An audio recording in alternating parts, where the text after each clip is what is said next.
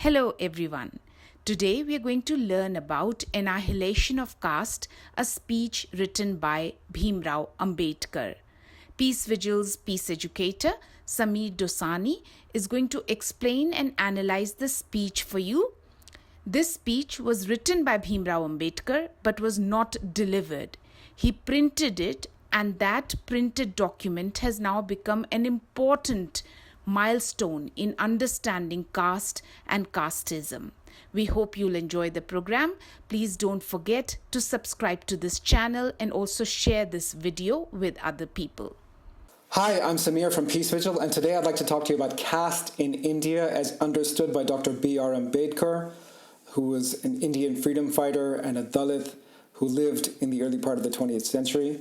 Before we begin, please do hit the like and the subscribe button. It really does help us out. So, what is the caste system? Caste, like race, is something you're born with. So if you come from a high caste, it doesn't matter how bad a person you may be, maybe you commit crimes, that's not relevant. You will keep your caste throughout your life. So in that way, it's kind of like race. Similarly, if you're from a low caste, there's nothing you can do, no achievement so great, that will allow you to leave that low caste background. So that's the caste system, and as you can see, there are four main varnas, what they're called, four castes. But if you dig deeper, if you look into the detail behind each of these castes, you'll find that there are hundreds or maybe even more than 1,000 subdivisions between different people within these four bigger categories. There's also a fifth caste of outcasts. So Ambedkar is mostly concerned with the distinction between the twice-born and the non-twice-born, right? So that's the top three castes and everyone else. Ambedkar was from a low-caste family himself, and that really cannot be overemphasized. When he went to school, he was one of two or three of his siblings who was allowed to go to school in the first place, and he was certainly not given any food at school. When he was given water, it was from another low-caste person, and that person also gave water from a height. So he poured it up here, and Ambedkar had to keep his hands underneath and catch the water and drink it. And if that person didn't come, that person's title was the peon. If the peon didn't come, there would be no water for him that day. So those are the kind of obstacles Ambedkar had to overcome in his education. And remember, we are talking about one of the most educated people that India has ever produced. He would go on to do a law degree, and then to do a PhD in England, and then eventually finish that PhD in Columbia University in New York. So this is not, this is not anyone's story. This is the story of the most educated, or one of the most educated people that India has ever produced. And he started not being allowed to even drink water at school. Now, the text of this book, Annihilation of Caste, was actually written as a speech. It was not really written as a book. It was written as a speech, and it was an undelivered speech. He couldn't deliver it for reasons that we'll get into soon. It was a speech intended for Hindu reformers. It was a speech that was given in 1936 at a time when it was already becoming clear that the British were going to be leaving India. Ambedkar was concerned that with the British leaving India, the situation for the lower castes may get even worse. So it's already terrible. Certainly he wanted it to be better in independent India than it was under British rule. As I mentioned, this is a speech that was meant to be given to a Hindu reformist Congress, a Hindu reformist council. The name of the organization that had invited him to be the president of the conference that year was called the Jat Paat Toro Mandal. So it's a fairly radical sounding term, right? Jat Paat means casteism. Torak means to destroy. So they're out to destroy casteism. But even for them, when they saw an advanced copy of this speech, it was too radical even for them, and they ended up canceling their whole Congress rather than to disinvite Ambedkar, because that was not something that they felt comfortable doing. So they canceled their meeting rather than hear this speech. So it must have been a pretty radical speech. Ambedkar was speaking in this speech to a Hindu audience. He refers to them as Hindus. What he means by that is he means the caste Hindus. He means the top three castes in that diagram I showed earlier. So he's always addressing this as you. You should do this. You might want to do that. He doesn't think in terms of the we, because he doesn't consider himself a Hindu. In fact, at the end of this text, he talks about how he will convert away from Hinduism. He made this speech in 1936. He didn't actually convert to Buddhism until 1956, so that's 20 years after this speech was delivered. So that said, let's go over the main arguments in Annihilation of Caste. I've narrowed them down to 6. So the way he's written it as a legal argument, he's written every paragraph is its own argument. Every heading is its own argument, and there are 26 headings. So I'm not going to go through all 26. I'm going to go through the 6 or the 5 main arguments that I see in this text. So that's social reform versus political and economic reform. There's an anti-eugenics argument that I'll just go over briefly. Caste is anti-national. I'll go over that as well.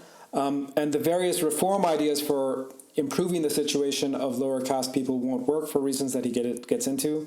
And the only way forward is a rejection of Hindu law, which is distinct from Hindu religion. So let's go over those each one by one.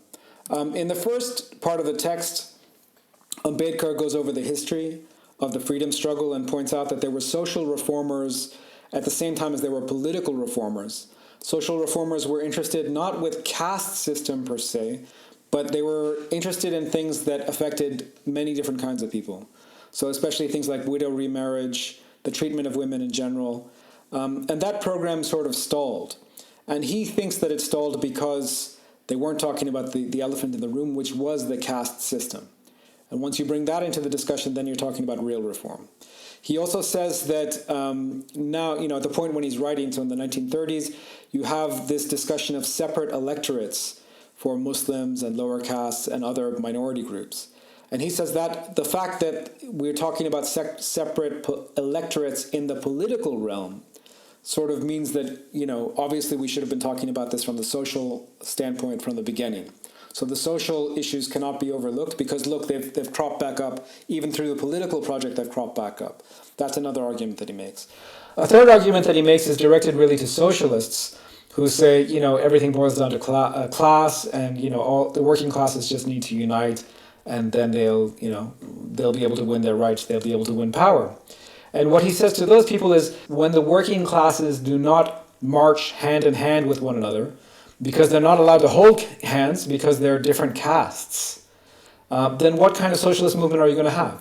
So you need to address the question of caste at the same time or even before you can meaningfully build a working class movement. That seems clear to Ambedkar.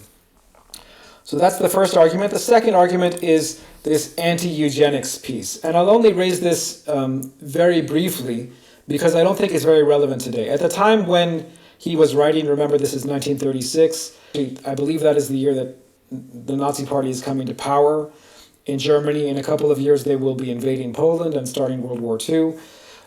So the eugenics argument and sort of the racial purity line was still taken seriously at that time. I would say that no one takes it seriously at this time. And he already at that time is saying, this is a joke. There's no such thing as racial purity. And I'll just add that today we know that India is one of the most genetically diverse places on the planet, and that, there's no difference in genetic diversity between the lower castes and the higher castes. So this idea of purity of race or purity of genes is just nonsense. It doesn't stand up to even the slightest scrutiny. The third argument, and perhaps a very interesting argument given today's discussion, caste is antithetical to the nationalist project. So there's a lot of ideas here, and he sort of does an analysis of Hinduism or of caste Hinduism, saying, look, if you believe in caste, caste is something you're born with, and therefore, unlike other religions, which can accept converts, Hinduism cannot accept converts. So in that way, it's not a universal religion. I think that's really his point there. He also makes a point about the animosity between the subcastes. So he talks about the particular district where he grew up in and points out that one type of Brahmin was always at war with another type of Brahmin who was at war with a third type of Brahmin. Those are all people who are at the top of the hierarchy. But even then, they cannot get along with one another. So they're always fighting with each other. And that's antithetical to the project that everyone was interested in that point in time, which was how do you build an Indian nation? How do you build an Indian nationalism? And today, this question of anti-national has come up again in a different context. So in Ambedkar's analysis of Hinduism or of caste culture, what emerges is the opposite of fraternity, which is one of his ideals for a good society. He says that every society should have equality, liberty, and fraternity. This is the slogan going back to the French and American revolutions in the 18th century. Ambedkar wouldn't dispute those slogans.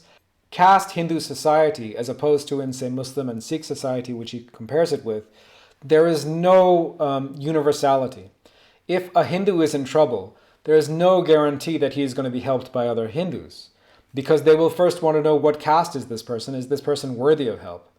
Whereas he argues the Muslim or the Sikh will first help their brother, their person, who may be in trouble, their brother or sister, and then only later, worry about all those kind of divisions. Although he does talk about how those divisions have crept into Sikhism, have crept into Islam in India as well. The next argument that he goes into is this question of the reform ideas. And there are two reform ideas that he takes on head on. The first is something called Chaturvarna. So there are Hindu reformist groups that still exist. There's one called the Arya Samaj, for example, that talk about caste not being sort of the immutable idea as we know it now in India and in South Asia in general. But rather they talk about, the texts are good, the texts are fine, but it's not immutable. You can be a Brahmin by your actions, you can be a Kshatriya by your actions, you can be a leather worker by your actions, which would put you in the Shudra caste. You can be a trader by your actions. And so in that way, they would afford a kind of a flexibility to the caste system. And Ambedkar just sort of says, look, there's no way this is practical. How are you going to convince a Brahmin to give up their status, give up their hierarchy? How are you going to convince a Kshatriya, so the warrior caste, to take a lower position in the social hierarchy? It's never going to happen. And because we have things in a hereditary system right now, that hereditary system is not going to break, and we're going to be stuck with it. So you can talk about these reform ideas, but they're just never going to stick. That's the first reform idea that he takes on. The second reform idea he's a little more open to, and that's the idea of intermarriage. So there's another group of reformers, including the Jatpat Toro Mandal, who are the people that he's talking to. And they believe that, basically they're encouraging intercaste marriage. So in other words, I may be a Shudra and I marry a Brahmin and our children have no caste or have some mixed caste. That's the idea, and he's not antithetical to it, but what he points out to is, how successful are you guys being? How much intermarriage are we seeing? And he would argue that it's a very, very, very small percentage, and he's right. And the reason is because, forget about marriage, people are not even eating with each other. When he was in school, which wasn't that long ago, that would have been 30 or 40 years before he wrote this speech, people were not giving him water. Even when he taught in the university in Bombay, his own fellow professors refused to share a water jug with him.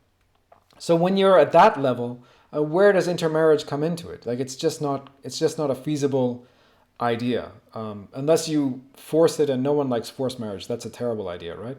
So if you're not talking with people, if you're not drinking water with people, if you're not eating with people, how on earth are you going to marry someone from that community? It's just not going to happen.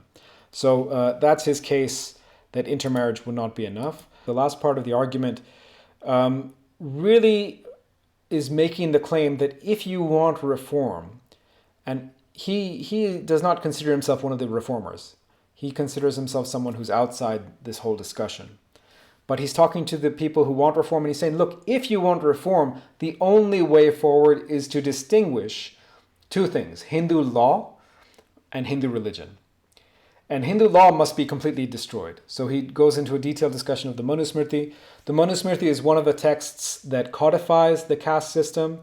After the Vedic period, it's written. It's one of the Smritis, and it talks about different punishments for Brahmins versus Shudras. It talks about brutal punishments. So if the shadow of a Shudra falls on a Brahmin, like his arm should be taken off. Like really terrible things. It's also anti-woman. It has terrible sexist language as well.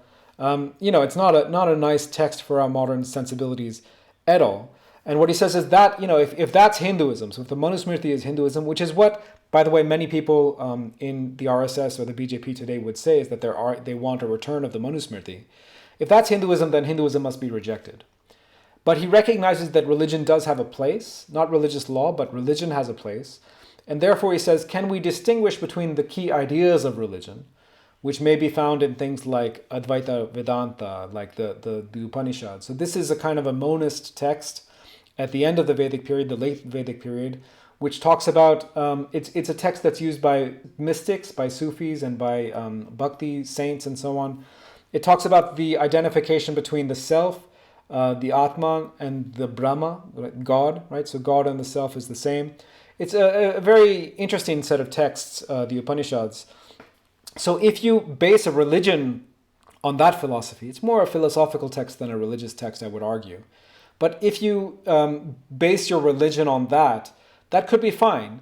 But then say, okay, all the law stuff is not valid and we need to have secular laws that will take the place. So that's an overview of the Manusmriti. I just wanted to talk a little bit about some of the responses as well.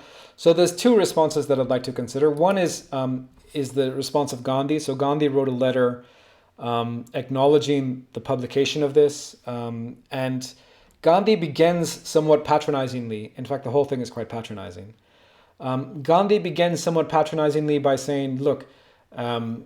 Ambedkar has written a text, well done. He's charging too much for it. He says he's charging 8 annas, which in those days may have been $1. He should charge 2, or it may be 4. So he's saying you're charging $1, you should charge 50 cents for it. That's the first line of his critique. The second line of his critique is that, it's no surprise that Dr. Ambedkar feels this way, because his community has been treated awfully. And we, as the high caste people, so again, this sounds very patronizing to modern ears, we as high caste people must take responsibility that we have not lived up to our duties and we have treated lower caste people badly, and therefore we shouldn't be surprised at their anger. Then he goes on to defend the caste system, saying, look, it's just a way, like in Europe, you had a system of passing down trades from one person to the other, or from one generation to the other. The caste system is the same thing. And he also says that the things which Ambedkar finds to be objectionable within Hinduism, like the Manusmriti, for example, Gandhi says that's not real Hinduism. It's all a very patronizing response. The things that I don't like in my religion are not what I'm talking about, and you don't understand the beauty of my religion. Like, it's a very, very, it doesn't read well. This is not one of the texts that I would praise Gandhi for. Let's put it that way. Ambedkar responded to Gandhi saying, look, you haven't paid any attention to the real arguments, which I think is completely true. He also says, look, if the Smriti, so if the Manusmriti is not really Hindu, who is going to tell all the people, all the hundreds of millions of people in India who believe that the Manusmriti is Hinduism and who practice caste as a matter of piety? They don't practice caste because they're not nice people. They practice caste because they identify as religious people. They identify as people who are doing their best to live their life as good Hindus. And they think this is the way to do it. So that's Ambedkar's response. Let's talk a second about another response that was written much later. So in 2014, Arundhati Roy, a great novelist and social critic, she wrote a response. She wrote a foreword, actually, to a reprint of Annihilation of Caste. She begins by talking about Surekha Bodhmange, who was a Dalit woman who was at the center of the so-called Kelanji massacre. So this is a strong woman. She had a picture of Ambedkar in her house. She tried to stand up for her rights. She was brutally gang raped and murdered along with her daughter. Her sons were castrated and murdered. I mean, these are terrible, terrible stories. And when Arundhati Roy wrote this in 2014, a crime was committed by a non-Dalit against a Dalit every 17 minutes. By 2017, it was already every 15 minutes. So the rate is going up. In 2019, which is the last year for which I have data right now, it's every 12 minutes. So in fact, caste violence, and this is violence perpetrated by high caste people against low caste people in order to keep them in their place, that is just increasing more and more. I won't go into Arundhati Roy's piece in as much detail as it deserves, but I'll just point out two things that she raises. The first is that Gandhi's views do change, but they change at a very slow pace. So in 1921, he wrote in Gujarati saying that the caste system, including prohibitions on marriage and dining, are the bedrock of Indian society and should never be removed. By the 1940s, he was against the prohibition on on intercaste dining and marriage. Gandhi was also a very prolific writer, and everything that he wrote was published, and you can go in the archives and you can see it all right now. The result is, for the reader of Gandhi, when you look for something, you'll find it, right? So here in South Africa, we have a discussion about Gandhi as sort of racist, and you will find racist texts if you look for them in Gandhi, especially when he was here in South Africa. You will certainly find that. But you will also find anti-racist messages in Gandhi's writings as well. So just a question of what you look for. He lived so long, wrote so prolifically, and changed his mind about many things that you can find what you look for. So in some ways, it's unfair to have a debate with the ghost of someone who has no consistent position. That's one of Arundhati Roy's points. Ambedkar, by contrast, is very steadfast. He believed what he believed, and he believed in, I would describe his belief system as legalistic, as human rights oriented. This is before there was such a thing as international human rights law, but Ambedkar would be one of the people, I think, who was sort of a precursor to that discussion, which will become live in the 1940s and 50s. He believed in core human rights based on Enlightenment principles. He believed in the power of reason. And therefore, the caste system was antithetical, not just to what he saw as a good society, but to everything that he believed in as a human being. He believed in the power of reason to overcome ignorance, and the caste system was just ongoing ignorance. So with that, I'd like to thank you for listening to this lecture. If you liked it, please do like and subscribe. I'm Samir from Peace Vigil, wishing you all a good day. We hope you liked the program. And we also hope that you have already subscribed to our channel, which is free and brings you programs on peace education. Please share this video with others if you found it useful. Thank you.